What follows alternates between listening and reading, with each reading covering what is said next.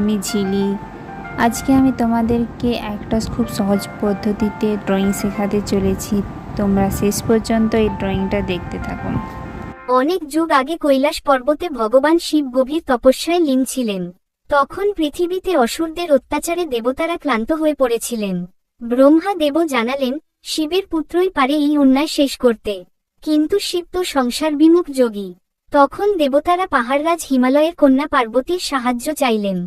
পার্বতী ছোটবেলা থেকেই শিবের পরম ভক্ত ছিলেন।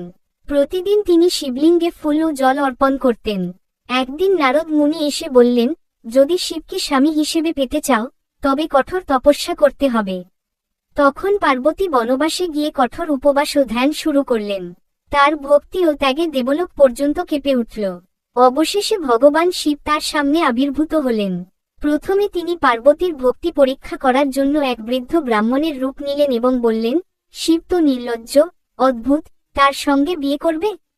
কিন্তু পার্বতী দৃঢ়ভাবে বললেন, শিবই আমার একমাত্র প্রভু। এই অটল বিশ্বাসে সন্তুষ্ট হয়ে শিব নিজের রূপ প্রকাশ করলেন। এরপর দেবতা, ঋষি, গন্ধর্ব সকলের উপস্থিতিতে তাদের মহাবিবাহ সম্পন্ন হয়। আকাশে বাজে শঙ্খ, দেবতারা ফুল বর্ষণ করেন। কৈলাস পর্বতে আনন্দধ্বনি ছড়িয়ে পড়ে। সেই দিন থেকে শিব ও পার্বতী হলেন প্রেম, শক্তি ও একতার প্রতীক। তাদের মিলন দেখিয়ে দেয়, সত্য ভক্তি ও ত্যাগের মাধ্যমে ঈশ্বরকেও পাওয়া সম্ভব।